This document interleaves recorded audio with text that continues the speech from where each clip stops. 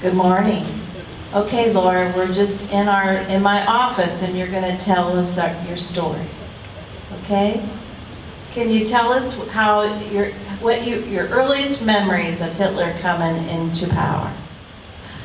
I was so very young at the time Hitler came to power that I really don't have direct memories, but I have memories of what I know my family went through. And when I got older, I could think back and really understand what was going on.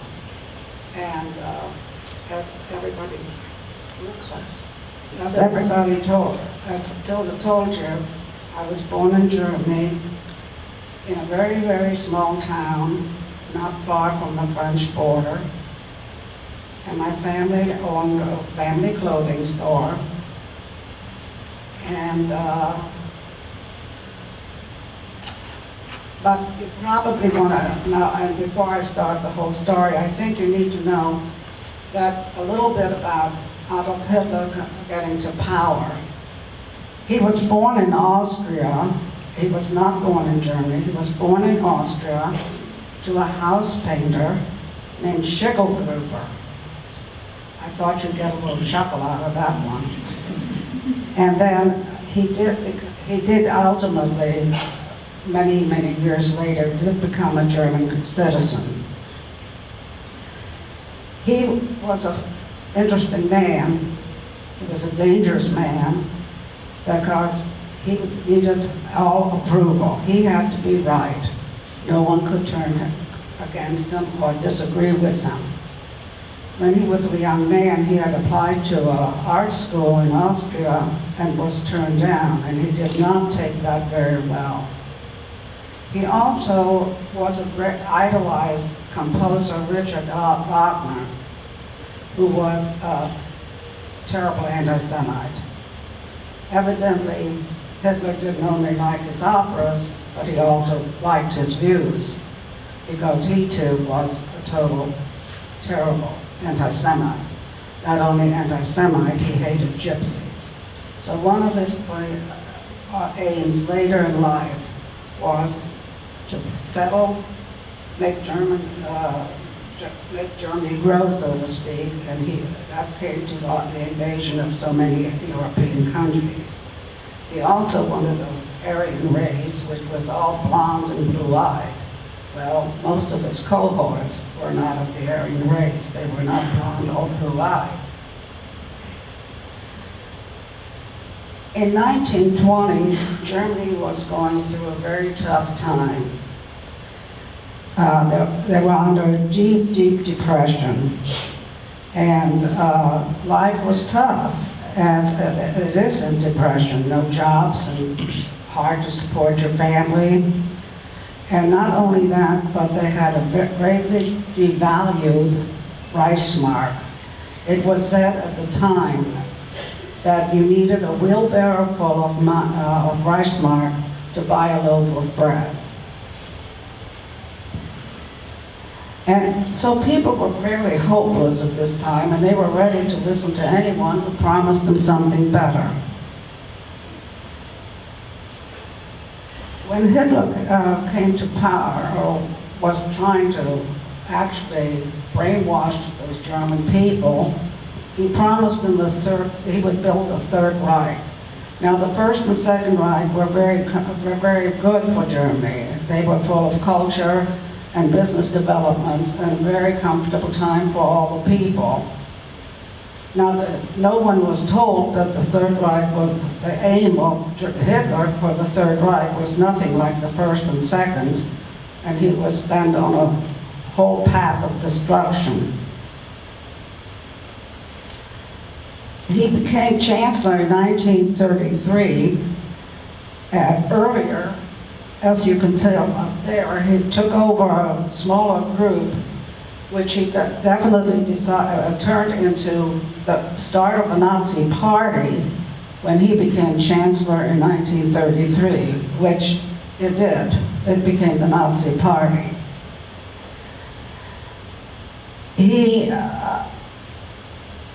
his aim was to get rid of all the Jews and gypsies and any dissidents, anybody who disagreed with him, and he'd be a sole man in power. He started, first of all, he built up the army. He developed the stormtroopers, which are also known as SR and also known as brown shirts, and the Gestapo, which was known as the SS. He started building concentration camps, although he only started by building one, and that was Dachau, which is just outside of Munich.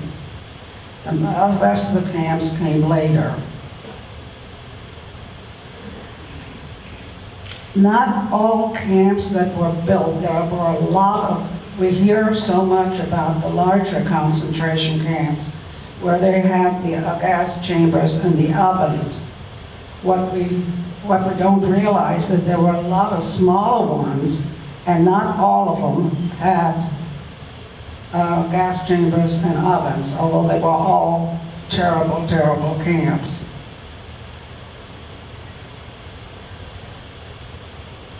I was so young, I didn't, as I told you, I don't really have personal recollection, but I do know my parents were on edge for a long, long time, and they were always concerned about our safety. And when they saw how things were going in Germany with Hitler, they applied to the United States to emigrate. Well, we ultimately got our quota number. At that time, the United States was under a quota system. You had to have a quota to get in the United States. You also had to have an American sponsor who would be responsible for your well-being and who would take care of you and pay your bills and in all ways take care of you, because any new arrival was not eligible for government benefits, no Medicaid, no welfare benefits, nothing. You were on your own. You either got a job or your sponsor had to take care of you. We had a low quota number, and we thought we'd get out fairly quick. However, bureaucratic red tape from both countries sort of put a damper on that. They continued to ask for additional paperwork and affidavits from sponsors and things of that nature, and that tied up our immigration, and we just kept sitting and waiting.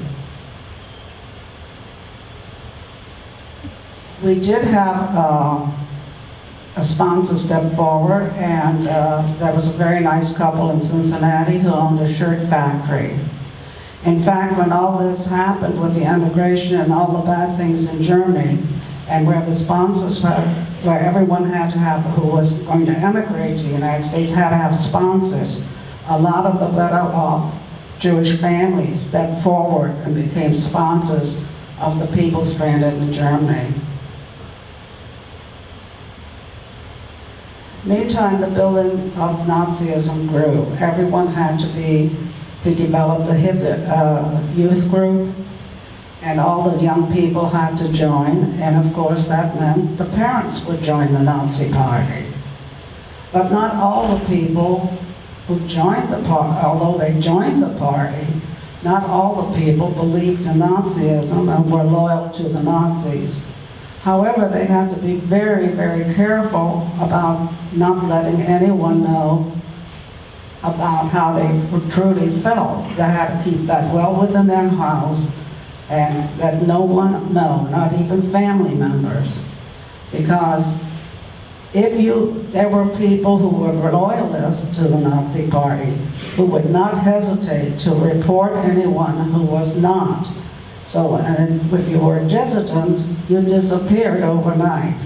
So there were a lot of people in Germany who were not, although they belonged to the Nazi Party, were not Nazis. Of course, that was not to be known for a long time. Laura, can you share with the kids what you had to carry with you at all times and the different ways that they look here up on the board?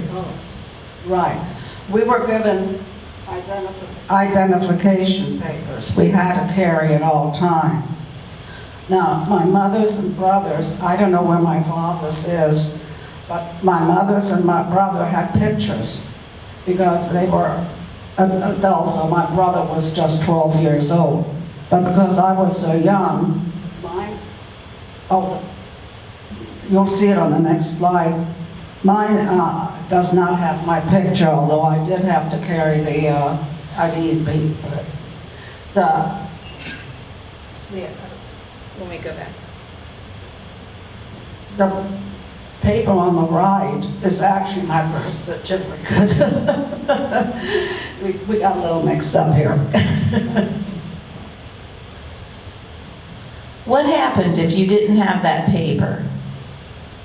Well, thank God I never found out, but I'm sure you were jailed, I'm sure. There was no tolerance, and particularly if you were Jewish. This was early enough that we did not have to have the Jewish star on our clothing, and that came a little bit later. And we just had the IDs. This is still early on in the building of the Nazi Party, and things weren't quite as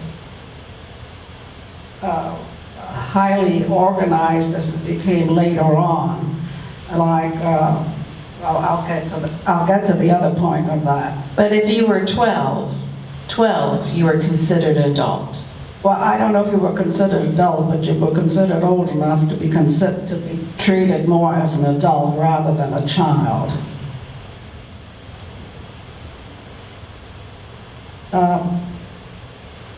In 1938, things really heated up. We were already banned from attending school, so we were inside most of the time. We didn't go out very much, although we were allowed out without any harm coming to us. But like kids, young kids who have to keep busy, why, we heard some noise like a parade. So my brother and I went to because we lived upstairs from our store, why, we went to the windows that faced the street and watched the parade. What else do kids do? Well, that didn't last long. It was a parade of Hitler Youth, and that didn't last long. My parents came and they yanked us back and shut that window. We got a little lecture on you don't do that, because anyone down there could have turned you in by saying you threw something down at them, you yelled something mean at them, you spit at them, anything, and then there we would be disappearing real quick. In the meantime, as I said, we continued to wait for them to emigrate, but we hadn't heard from either country. In November 10th, everything changed. That was the night of broken glass, or in German, it was Kristallnacht. That was the brown shirts entered Jewish homes and started their path of destruction. Because I think we lived in such a small town, and everybody knew everybody, I don't think they did as much damage in our house as they did in some other homes. But they did slash furniture, and they did dump kitchen cupboards, everything out. So you can imagine everything, like eggs and flour mixed on the floor. It was a lovely gummy mess. And before they left, they told my father that at a certain time he has to be gone, anywhere, but he has to be gone. Now, there was a section of France, as I said, we lived close to France. There was a section of France known as Alsace-Lorraine, which changed, and the rule of it, over it, changed from France to Germany. France to Germany.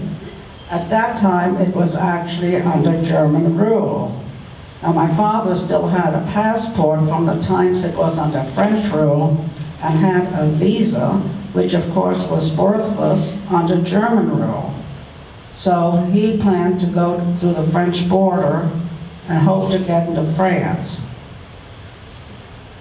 It was a bitter cold fall and winter, and of course he was able to wear a very warm suit and overcoat. He got as far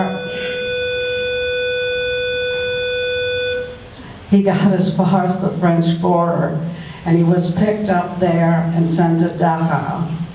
Luckily for him, he was not issued a uniform, like the ones you probably saw on you probably all went on a trip to Washington in the 8th grade, and you went to the Holocaust Museum, so you probably know what those uniforms look like. They were stripes and are made of lightweight cotton. Luckily, because he was not issued a uniform, he was able to keep his wool suit and overcoat, which was a boon because it kept him from probably freezing.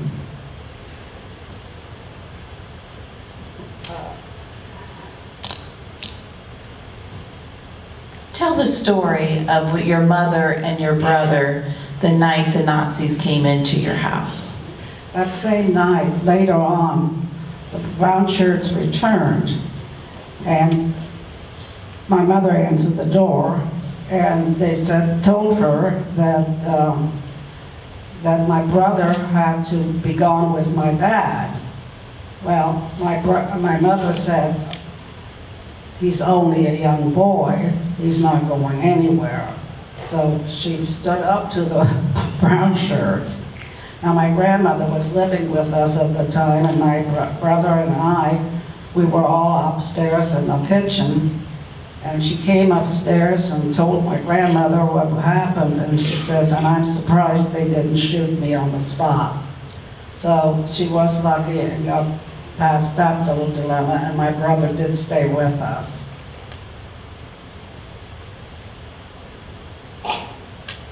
My mother was a very quiet, soft-spoken lady and didn't come along as particularly daring.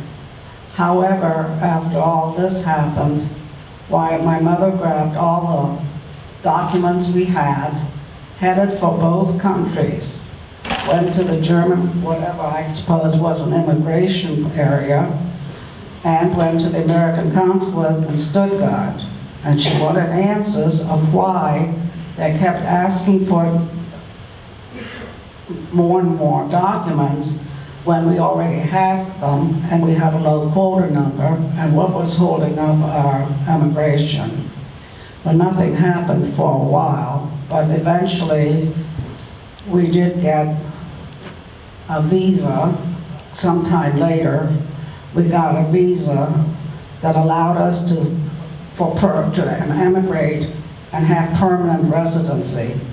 Now that permanent residency is terribly important, because unless you have a visa that states that you can have permanent residency, you cannot remain in the United States or become American citizen, because they give out visas for students, for visitors, for work, for many reasons. So seeing that permanent residency was really a blessing.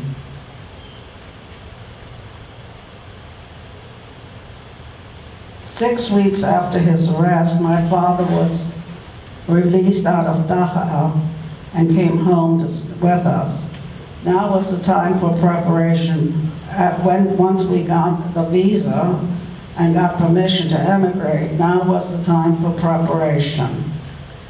Now, we weren't allowed to take out anything of value, no money, no gold, no sterling silver, no jewelry of any value, gems or something like that, no art products. And, but we were allowed to take out household goods and clothing. So my mother couldn't take the money, so she spent some of the money and bought what she thought might become valuable, and if we needed to sell it in order to survive. So she bought some beautiful pieces of china and crystal. She also, sorry about this.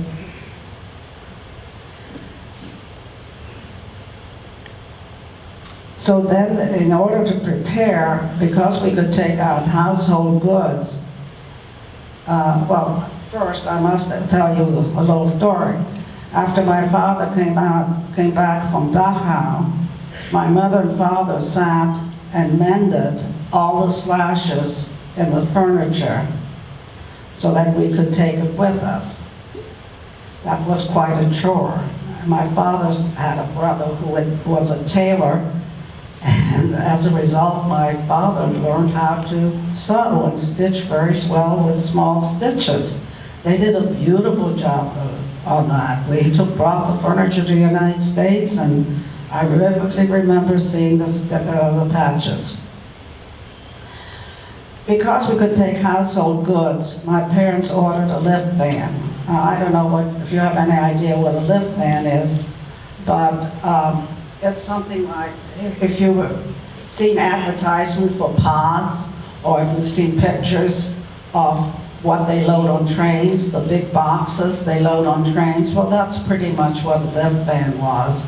It was made out of what was like large wooden crate, and which they then put on the ship to come to the United States. After all that was done, we were ready to board ship. We were ready to leave. And so we went to Bremerhaven a couple days before our ship sailed. When we got to the pier, the day we sailed, you saw a lot of brown shirts and Gestapo, well armed, milling about. My parents at all times were terribly afraid about our safety, particularly my brother and I. And so he pulled us aside and he said, "Now, we have a little protocol here about getting on board. Your mother will lead the way, and my brother would follow her. I was to follow my brother, and my dad would bring up the rear. And the other point was, you look straight ahead. You get on, once you hit that gangplank, you look straight ahead. You don't look right, you don't look left, you look straight ahead toward the ship. And if you hear any noise or shooting, you do not turn around, you just head on board." Fortunately, we all made it safely on board. But you can see the concern parents had for their children.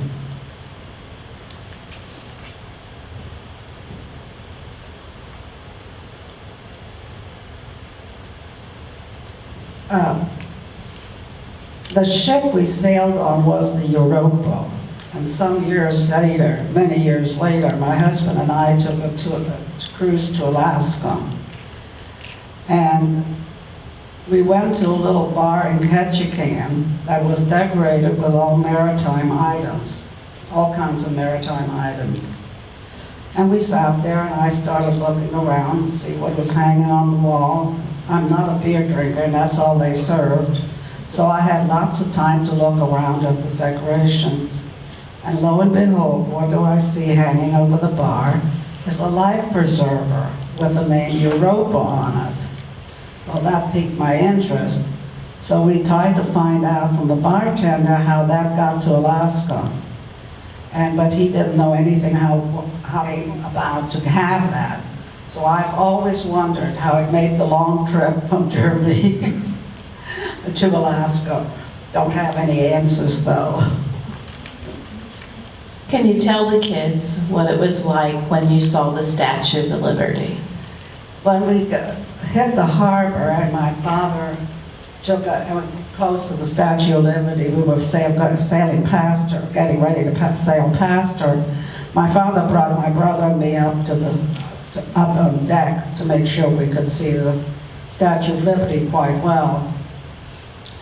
And he told us what she stood for and told us to never forget that was freedom. And to this day, I cried a lot of times when I think about it. We had another cruise, and we were supposed to sail out of New York Harbor, and I was so thrilled to sail out past the Statue of Liberty and not have to worry about being able to get back in. But there was a problem, and we never got to sail out of New York, so I never got to do that, which I felt really bad about. Okay, let's go back. Your family, your mother and father and you all got out. Did all your aunts and uncles have the same? Well, some of my family was able to get out earlier, and I also had a low quota number, didn't have the problem with the bureaucratic red tape. So that I did have family already living in New York. I had an aunt and uncle living in Cincinnati. And a lot of the others ended up getting out sort of on the last tail in 1940. And one aunt and uncle was interred in Theresienstadt during the whole war. Now I must say something about Theresienstadt. The Nazis did get visitors about these camps. I mean, this included all of Europe, so people were concerned, particularly humanitarian groups. So they had to have a showpiece that they could show these people that these camps were nothing but labor camps and everything was fine and dandy, food was available, they were in great shape. So they made Theresienstadt the showpiece. And there was just a small area that they took the visitors to, and to show them how nice everything was. Of course, at the other end of the camp were all the prisoners, and my aunt and uncle were one of them. And they were in the Theresienstadt during the whole war. Now they had one son, and they tried so hard to get him to safety. So they were able to send him to England with a Kindertransport. Now I've got to explain the Kindertransport to you too. When things were going bad, but relationships weren't cut off between England and Germany yet, and they still could navigate ship traffic between them, Churchill saw what was happening, and he said, we must save the children, and started the Kindertransport. All in all, they transported 10,000 children from Germany into England, had them live with families out in the countryside. My cousin was on the last trip over to England and spent the war years in England, and he lived in the city of Ely. He did join the service, but was not allowed to do any active service because it was a, quote, German enemy alien. However, he was allowed to serve, and so he was paymaster during the war and couldn't do anything else. Ultimately, after the Theresienstadt was liberated, my aunt and uncle eventually made their way to the United States. Now, they hadn't seen their son since well before the war. And after the war, they returned these children either to Germany or to a country of their choice. So my cousin asked to come to the United States, and he eventually made it. It was a while before he made it, but he eventually made it and was reunited with his parents. So when we look at your family tree on the screen, we're sorry, we have highlighted them, but it doesn't show up. The ones that are highlighted. This is just that sheet is just on my mother's side of the family. It does not include my father's side of the family. And there are highlights there. And everyone that's highlighted, I don't know if you can see it or not, I really can't tell from here. All the ones. And he lives in Stuttgart. where your father was held camp in Dhaka. Very interesting. Thanks for sharing that. And welcome to the United States. I'm kind of curious to know how your family, safe here in the United States, how did you cope with the news that you were hearing about these horrors in these concentration camps? You didn't hear about them right away. Well, you did later on, but not right away. And remember, the German people weren't told about the concentration camps. They were labor camps. They weren't concentration camps. They weren't death camps. They weren't out to destroy a whole unit of people. So it wasn't for a while until we found out. My mother, Red Cross did a lot to try to locate people, even during the war. Then a lot of our help of finding out what happened to family members was from the cousin who was stationed in Germany. He was able to find out more than anybody else because he was right there. And because he was an officer, he could get information more than if he had been a private or something like that. So it was a long time, and it was it just, you know, we just didn't know. What we did know were those who got out. My father's last brother, other than the one who was in Theresienstadt, got out in 1940 by the skin of their teeth. So we're lucky. My mother's family was not so lucky. A lot of them died. How many children do you have? I have 3 children. Okay, this is my favorite story. So tell us about your best friend in the United States in Sidney, Ohio. Tell him a little bit about Renata. Well, I met, through my children and activities, I met Renata Schmidt. She's also from Germany. And she was there the whole war. And her mother was American, and her father was German. And as a result, her life was a little bit scary. And so she was considered not a good person because she was part American. And she is a very opinionated, still angry about a lot of things. I still talk, she's moved away from Sidney right now, but I still talk to her, and she's still the same, and she's lovely, and I dearly enjoy her. And she's also given speech talks some years ago to various classes here in the high school. But her husband was a Nazi. Oh, her, I sort of forgot about Ernst. He grew up, of course, had to serve in service, and he was a submarine commander. But he couldn't do that without at least vowing to be a Nazi. I never asked him if he really felt that way. I figured there were some areas that you don't touch. And, but he was, but she never was. Her parents never were, never followed the Nazi. I mean, they belonged, but they never were. So she had an interesting life. She had some interesting escapes. What exactly did your dad see, like, in the concentration camps? What exactly what?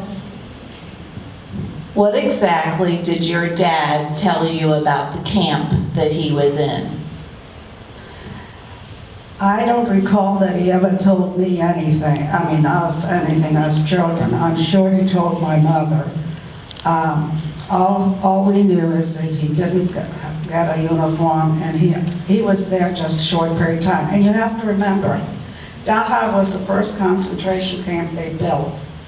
And early on, which was still 1938, they weren't really prepared like they were soon after that.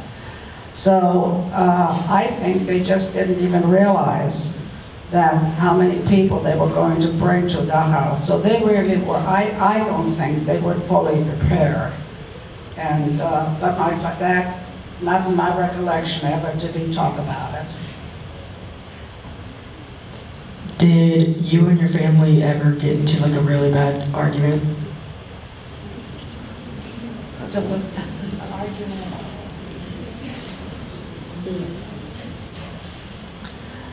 Did you and your parents ever get into a large argument over them being overprotective, over them not understanding what your rules and regulations were?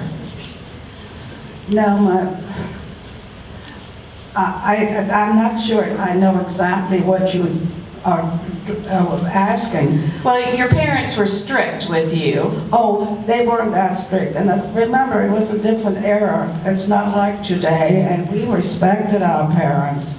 After all, we were the kids who, when we went to school and did something wrong, we had switches on our hands. So we certainly didn't get too upset when our parents told us to do something. We did it. And it's not like today. We didn't call back to our parents. How long were you in the constant, I forget. Yeah. How long was your father in the concentration camp? And why did they let him out? We don't know why they let him out. It was there 6 weeks. We assumed that because our immigration material came through, that they released him. My view always was, I don't know, we never given a reason. My view was that they figured if he was gone, that's one person they didn't have to mess with him. To get rid of, in other words, they got rid of us one way or the other.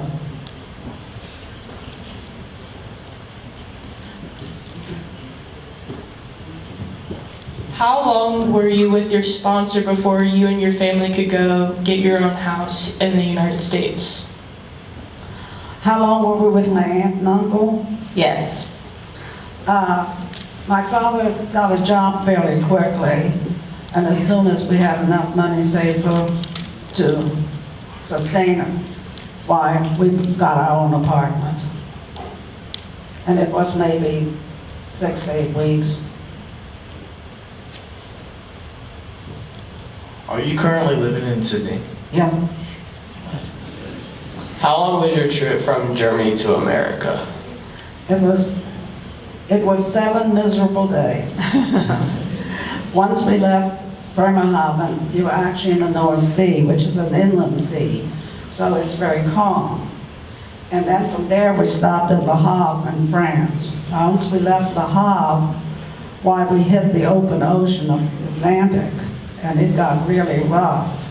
Plus, we ran into a really violent storm, which lasted several days. We all suffered from seasickness to some extent, but my poor mother took to the bed the minute we hit the open ocean, and she didn't get up till we sailed into the New York harbor. So it was rough crossing. With your life experience, if there was any lesson from all this that you could share with students, what would that ultimate lesson be? When you see somebody who is not telling you everything, mainly if you see problems arising, get away from them. And another thing, don't be negative about these things happening. These things do happen and did happen, and you can't deny them. People who survived have numbers engraved, tattooed on their arms. Those aren't make-believe. Those are the ones that the Nazis did. And you must never forget what happened, because people who don't listen to history tend to repeat it. Did you have any friends in Germany when you were younger that had to be put in camps? Did we have any friends in Germany? Remember, once the Nazis came to power, we were pretty well isolated, and we pretty well kept ourselves isolated, although we were allowed out, but things were tough. And so... Did you any know friends- of any of your friends went into the Oh, camp? I was so young. I was only in the first grade when this happened. I had just gone into the second grade when this happened, so I didn't really have friends. And there were kids in the neighborhood we played with, and I had cousins there. And another thing I want to remind you is that on Kristallnacht in '38, not only did they come to houses, but they entered all the synagogues and burned all the books. Do you know how many family members of yours have died in the concentration camps? How many? How many of your family members? How many of your family members? I don't think we've ever counted them. I don't think I've ever counted. Other than what's marked there, I really don't know if I can give you a count. I'm sure at one point I did out of curiosity, but I don't recall that now. I think we need to really help the kids understand that in Nazi Germany, the people, the normal people, the regular people like you were persecuted too. You were just as scared to make a mistake as the Jewish people were. Because if you protected somebody, if you did something against the Nazis, which were really a small number of people, your family was persecuted. You disappeared. They controlled everybody.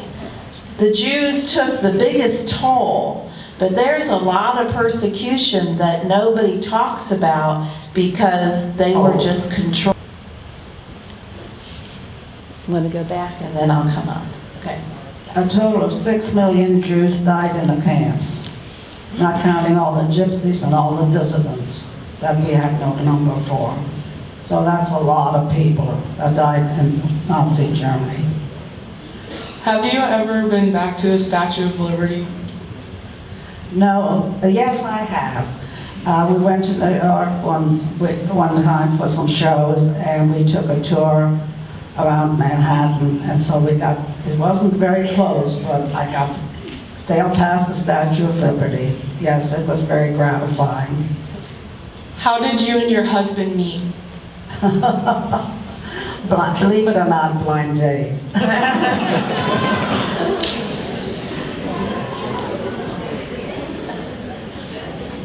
Did you ever want to go to a different country other than America? Did you ever want to go to another country other than America? No. How do you feel about America? Let's put it this way. I've been an American citizen for 76 years. I'm a patriotic American. I am an assimilated American. My kids are all American. My grandkids are American. They all are grateful. Anyway, I'm grateful. I'm so grateful to have been able to come to the United States. As a result of my being here, I have a college education. I would never have had I to stay in Germany. Well, I probably wouldn't be alive if I had to stay in Germany. But when they talk about the land of opportunity, it is. But it's what you make of it that makes it a land of opportunity. It's not given to you. You have to work for it. But it's there for you to take if you want it bad enough. And you really should always be grateful that you are in America. You have no idea what it's like living elsewhere. Are you Jewish? Am I Jewish? Yes, I am. Student status, reminder. How did they know if you were Jewish or not? You know what? I don't know enough about government records and so on. I really can't tell you. I don't know. Maybe your teacher figures that out. How many relatives do you have that are currently in the U.S. military? Pardon? Do you have any of your grandchildren that are serving in the U.S. military? Yes, sir. Yes. I have a grandson that was a Marine, is now retired. I have a grandson-in-law that's in the Army. And I have a granddaughter-in-law that's in the Navy. So, yes, we are patriotic. When you were younger, did you understand what was going on and why your parents were so on edge all the time? About Did we understand what was going on? Oh, yes, we knew what was going on. My parents knew. Not only that, the uncles that had preceded us to the United States, they wrote to my father and to all the brothers, and in code told them to get the blazes out of Germany. So yes, they knew what was going on, and so did we. And that's why my parents had filed so early for immigration to the United States.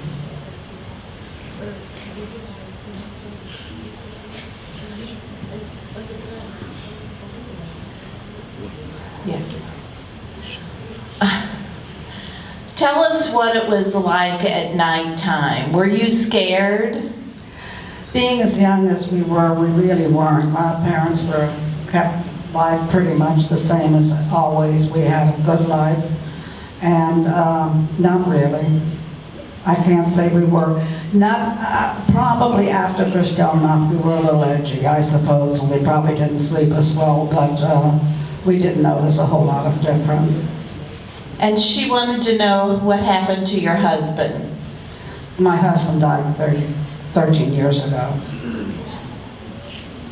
He was an American. Okay, Laura, what was the scariest moment in your life through this all? Well, that's sort of tough, since a lot of these memories are really family related and not really that I experienced myself.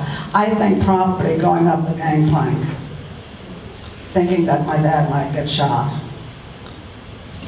Okay, they told me I was done with questions and it's time to go back to your classroom.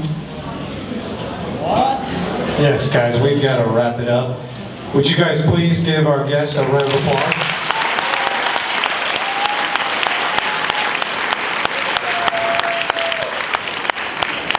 Thank you guys. If you're in my third period